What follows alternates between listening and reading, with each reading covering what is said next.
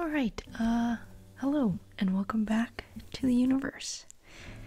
I can't tell if you can tell, but I am doing a voiceover. Yes.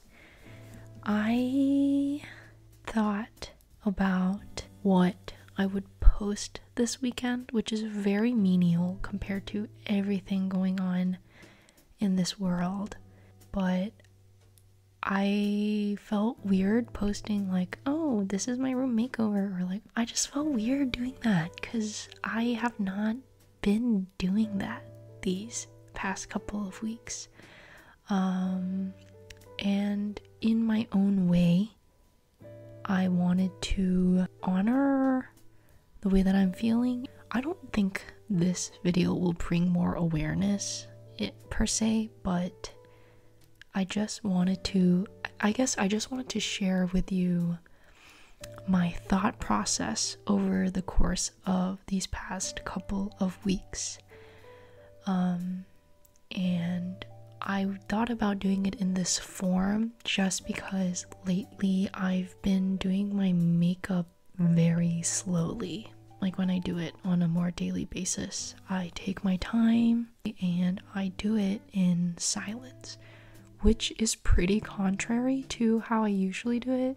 I'll talk a lot when I'm doing my makeup, whether or not I'm filming, or I'll be like hyping myself up. But these days I've kind of just used that time to like slow down and to think about things.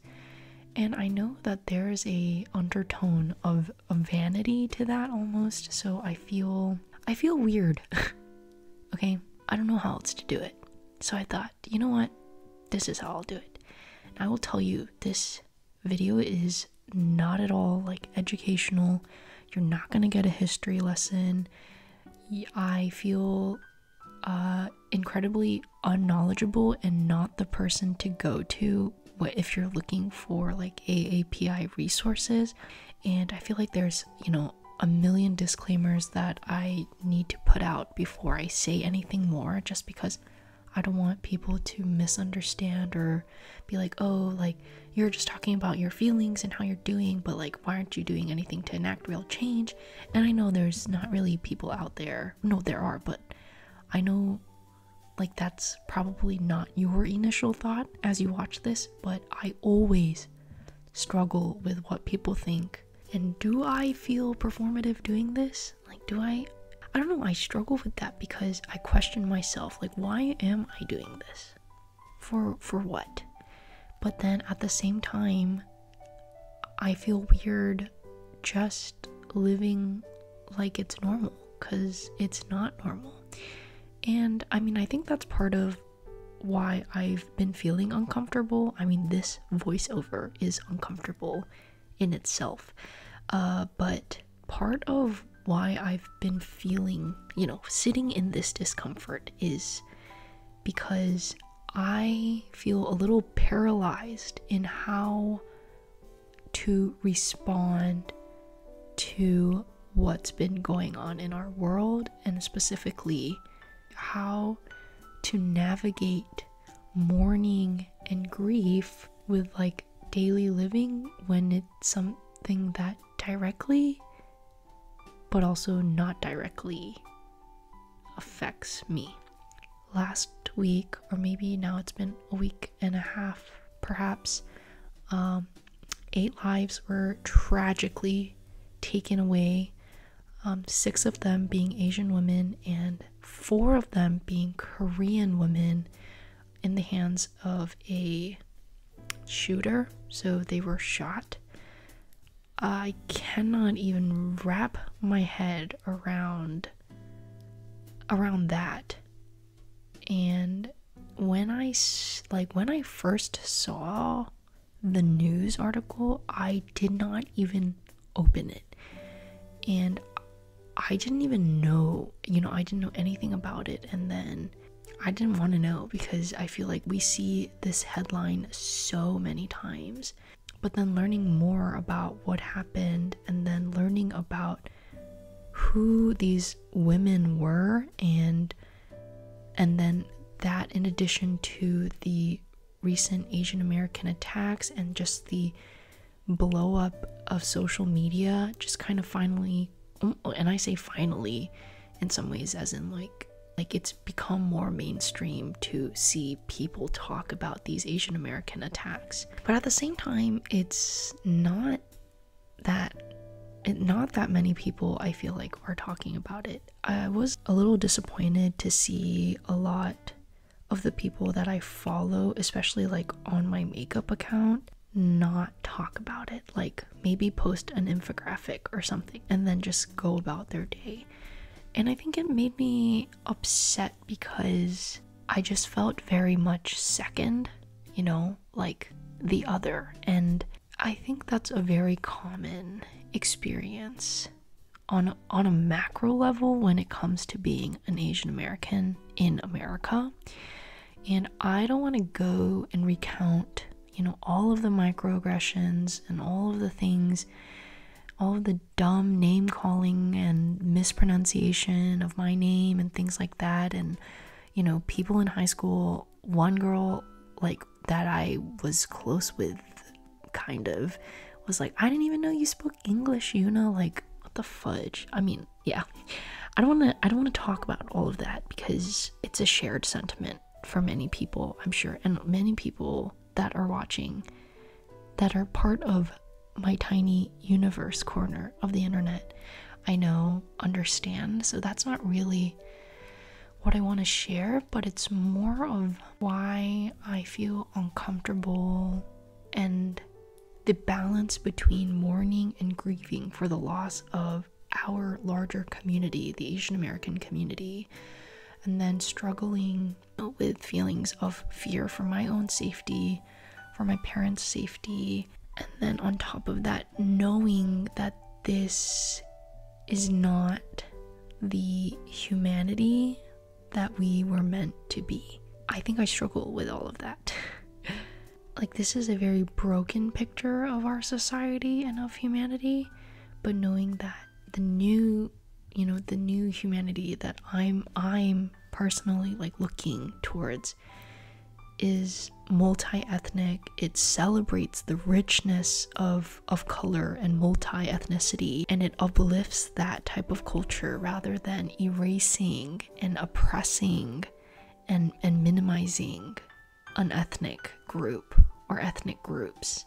Yes, I can look forward to bigger and better days, you know, but also reconciling what happened with where I am right now and how I can uplift those vulnerable groups. And I cannot confidently say that I am uplifting the most vulnerable groups, the most vulnerable Asian American groups in the location that I'm in. And one reason I struggle even to like really engage is because I'm such a straight arrow. When there's an unknown variable, like when I don't know the answer to something, I tend to shy away from engaging because I don't feel like I know the complete answer of how to fix this problem of, you know, Asian American hate or, you know, Asian American attacks, or like, you know, what is the answer is, and how does that make me move in the social political sphere, you know, and then how do I react as a believer, you know, someone who fully believes in that Jesus's kingdom is for everybody. I struggle with thinking these things and then being moved to act because I don't know the answer.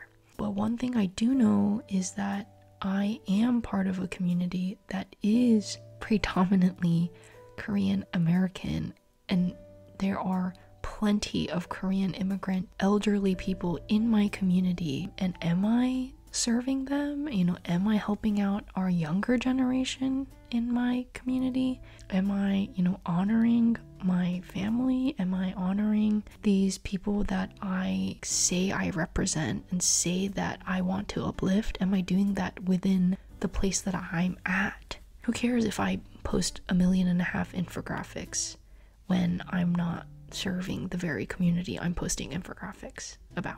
And then it's that discomfort of needing to feel like I have to do something versus allowing myself to be sad about what happened, to mourn and to grieve, even though it didn't directly happen to me, even though I don't know. You know, I don't want to distance myself from the lives that were lost for my own sake. I don't know if that was a lot or little. I am sitting in that. I'm sitting in that discomfort. And I think about it every day. I think about it when I go on walks. I think about it when I feel fear or when I feel like I'm not doing enough. I think about what other people are doing, or when I think about what other people think I should be doing, or if people think that I should be doing, or if people think I'm not doing anything. I'm very much stuck in all of that these days. So that's what I want to share. I don't know if that's helpful. I doubt it was, but I wanted to share that anyways. I'm not here to inform anybody and not tell anybody how to process or how to think or what to do. And there are many resources out there that can educate and inform you about what's going on and how to participate in that. I just don't feel qualified to do that. I'm just offering up my thoughts. That is all. That is actually all. There is no conclusion to the way that I think. There's no way to really end this, because this is exactly where I'm at. Like, these are just the things that I'm thinking. I don't know why I want to share them. This is where that feeling of performative really, like, why do I want to share it? What's my purpose? I think more of my purpose is like, how can I just move on? Like, how can I not even acknowledge what's going on when it's so personal to my identity? It's not a tribute or in honor of. This is not a proper way to honor what happened. It's just part of processing. That's how it is. And I mean, I don't think I'll do this often. I hope it was healing. It was healing for me to talk about it. It was healing for me to talk about it. Oh yeah, as always, more than ever, be nice to your parents. Wear a mask. And please be kind to yourself.